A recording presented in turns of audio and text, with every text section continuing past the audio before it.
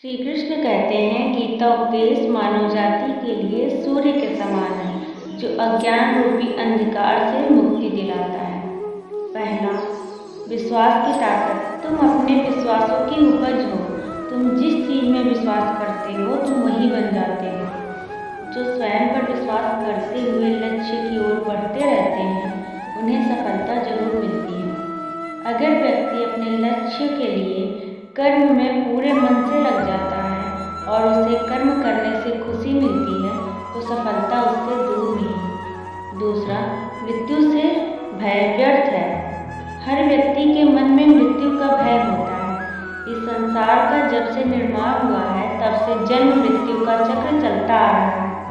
यह प्रकृति नियम है। इस सत्य को स्वीकार करके भयमुक्त होकर आज में जीना चाहिए।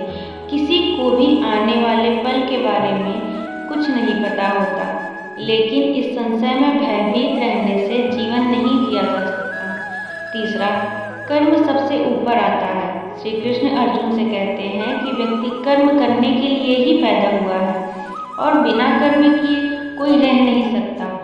फल की चिंता करना व्यर्थ है, क्योंकि इससे मनुष्य का मन काम से भटकने लगता है। किसी कर्म से सफलता नहीं मिलती है तो क्या हुआ?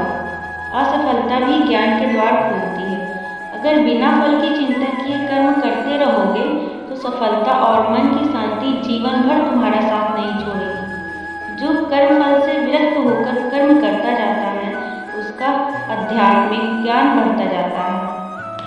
चौथा, हमेशा स्वार्थी होना गलत है। जो व्यक्ति हमेशा स्वार्थ प्रेरित होकर फल की चिंता करते हुए कर्म करते हैं और सिर्फ फल ही उन्हें कर्म करने को प्रेरित करता है, ऐसे लोग दुखी और बेचैन रहते हैं, क्योंकि उनका दिमाग हमेशा इसी उलझन में फंसा रहता है कि उन्हें क्या फल मिलेगा। स्वार्थी व्यक्ति सुखी नहीं रह पाता और ऐसे व्यक्ति से कोई भी संबंध नहीं बनाना चाहता। इसलिए स्वार्थ से ऊपर उठें और दूसरों का हित भी सोचें। पांचवा, क्रोध से सबका नुकसान होता है। क्रोध या गुस्सा करना व्यक्ति के दिमाग में उथल पुथल पैदा कर देता है। आवेश में विवेकहीन होकर कई बार व्यक्ति अपना ही नुकसान कर बैठता है या फिर अपनी ही मानसिक शांति को भंग करके खुद को कष्ट देता है।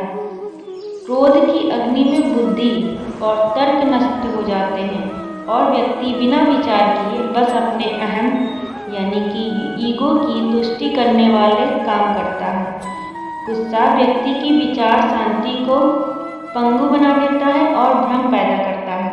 छठा, पर कंट्रोल जरूरी क्यों है? मन का स्वभाव है कि यह आसानी से भटक जाता है। अगर जीवन को सफलता की दिशा में ले जाना है तो मन को काबू करना बहुत जरूरी है। श्री कृष्ण कहते हैं कि बार बार प्रयास करने से धीरे धीरे चंचल मन को वश में किया जा सकता है। मन को वश में करने से दिमाग की शक्ति केंद्रित होती है, जिससे कार्यों में सफलता मिलने लगती है। अगर मन को वश में नहीं करोगे तो यह आपका सबसे बड़ा शत्रु बन जाता है।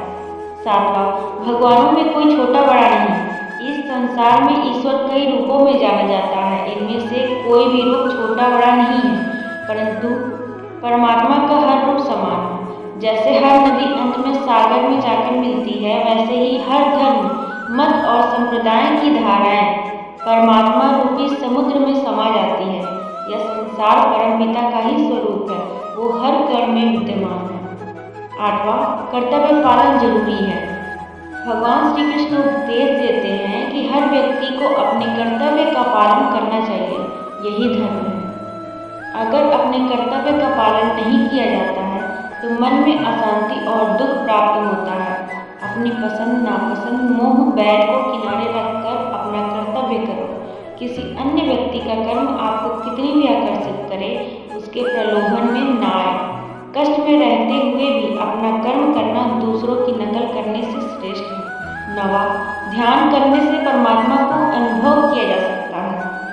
श्री कृष्ण कहते हैं कि शारीरिक कर्म से ज्ञान का मार्ग उच्च है और ज्ञान मार्ग से भी ऊपर ध्यान मार्ग है। ध्यान मार्ग पर बढ़ने से ईश्वर को अनुभव किया जा सकता है। जो व्यक्ति मन और इंद्रियों को शांत करके पूर्ण विश्वास से अपना ध्यान भगवान में लगाता है, उसे ईश्वर का ज्ञान और अस्तित्व अवश्य अनुभव होता है, जो हर जगह, हर जीव, मनुष्य ईश्वर को देखता है, सबके हित में लगा रहता है, उस पर परम पिता अवश्य कृपा करते हैं। ज्ञान मार्ग हो या भक्ति मार्ग, समर्पण, प्रेम, विश्वास ही आपको ईश्वर के प्रकाश की ओर ले जाता है। भगवान की पूजा बहुत से लोग करते हैं, लेकिन उनको शांति क्यों नहीं मिलती? क्योंकि भगवान आपके मन में निवास करते हैं। उसे पता है कि आपका भाव क्या है। 10वां, अधिक शक करने वाला कभी खुश नहीं रह सकता। श्री कृष्ण भी कहते हैं कि संशय करने वाले का विनाश हो जाता है, इसलिए संदेह करने से बचें।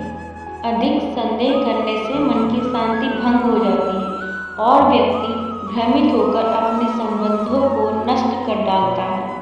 जिसे शक करने की आदत पड़ जाती है, उसे इस लोक या परलोक में भी शांति नहीं मिलती। सत्य की खोज ठीक है, लेकिन बिना सच जाने कल्पनावश होकर संदेह करने का अंत दुख, कलेश, पश्चाताप के रूप में होता है। 11वां, अति करने से बचें। जीवन में संतुलन बहुत जरूरी है। किसी भी चीज की अति करना अच्छा नहीं है। जैसे सुख आने पर प्रमाद करना और दुख आने पर निराशा में डूबे रहना, दोनों ही गलत है। असंतुलन जीवन की गति और दिशा को बाधित करता है, जिससे अनावश्यक कष्ट और दुखों का जन्म होता है। जिसके मन, विचार और कर्म में संतुलन है, उसे ज्ञान मिल जाता है और ज्ञान से ही सदा के लिए शांति, संतुष्टि मिलती है। 12वां, सही कर्म से ज्ञान और मुक्ति संभव है। गीता के उपदेशों में कर्मयोग का सिद्धांत कहता है कि संसार से विरक्त होना ही मुक्ति का उपाय नहीं है। संसार में एक गृहस्थ अपने कर्मों का पालन करते हुए कर्म फल से विरक्त होकर मुक्ति प्राप्त कर सकता है। सही विचार और उचित कर्म भी आसक्ति को खत्म करने में सक्षम है। अच्छे कर्म कभी व्यर्थ नहीं जाते, चाहे ये दुनिया हो या परलोक। 13, ज्ञान और कर्म एक है। एक अज्ञानी कर्म और ज्ञान को अलग अलग समझता है, लेकिन एक ज्ञानी जानता है कि दोनों एक ही है। लोग ज्ञान की बातें तो करते हैं, लेकिन उसका पालन नहीं करते। बिना पालन किए ज्ञान पूरा रह जाता है, ज्ञान का अनुभव नहीं होता। गीता कहती है कि ज्ञान पढ़ने की नहीं, बल्कि अनुभव करने की वस्तु है, और अनुभव बिना कर्म किए नहीं मिलता। इच्छा दुखों का मूल है। इस संसार में जितनी भी चीजें सांसारिक सुख की श्रेणी में आती हैं, उनकी एक शुरुआत और अंत जरूर होता है।